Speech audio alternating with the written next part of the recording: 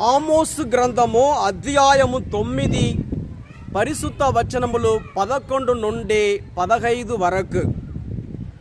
ఆ దినమున నేను కూలిపోయిన కుటీరము వలె నున్న దావీదు రాజవంశమును పునరుద్ధరింతును. ఆ ఇంటి గోడలను బాగు చేసి దానిని తిరిగి కట్టి పూర్వస్థితికి కొనివత్తును.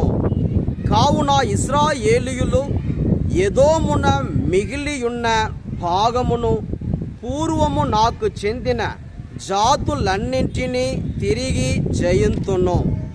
ప్రభువు ఇట్లనుచున్నాడు, పొలము దున్నగానే పండు కాలము వచ్చును, విత్తనములు చల్లగానే ద్రాక్ష పండ్లు త్రొక్కించు కాలము వచ్చును. పర్వతము నుండి తీయని ద్రాక్ష రసము ప్రవహించును, కొండల నుండి ద్రాక్ష రసము పారును. నేను నా ప్రజలను మరల తమ దేశమునకు కొనివత్తును. వారు శిథిలమై ఉన్న తమ నగరములను పునర్నిర్మించుకొని వానిలో వసింతురు. ద్రాక్షలు నాటి ద్రాక్ష రసము గ్రోలుదురు, తోటలు వేసి పండ్లు భుజింతురు. నా ప్రజలను నేను వారికిచ్చిన నేలపై నాటుదును. ఇక మీదట వారి నెవరును పెళ్ళగింపజాలరు. ఇది దేవుడనైన ప్రభువు వాక్కు. ఇది ప్రభువు వాక్కు. సర్వేశ్వరునికి వందనములు.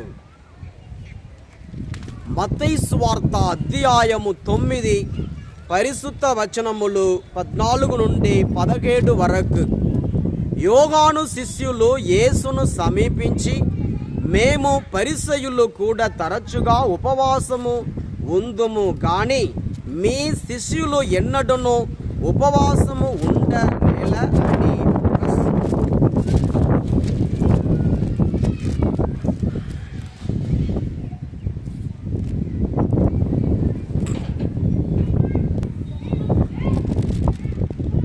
ప్రాత గుడ్డకు మాసిక వేయుటకు క్రొత్త గుడ్డను ఎవడు ఉపయోగించును? అట్లు ఉపయోగించిన క్రొత్త గుడ్డ కృంగుట వలన ఆ ప్రాత గుడ్డ మరింత చినిగిపోవును. క్రొత్త ద్రాక్ష రసమును ప్రాత తిత్తులలో ఎవరు పోయుదురు? అటుల పోసిన ఎడల అవి పిగులును, ఆ ద్రాక్ష రసము నేల పాలగును, తిత్తులు నాశనమగును. అందువలన క్రొత్త ద్రాక్ష రసమును క్రొత్త తిత్తులలో పోయుదురు, అప్పుడు ఆ రెండును చెడిపోకుండును అని యేసు సమాధానం మొసగెను. ఇది క్రీస్తు సువిశేషము. క్రీస్తువా మీకు స్తుతి కలుగును గాక.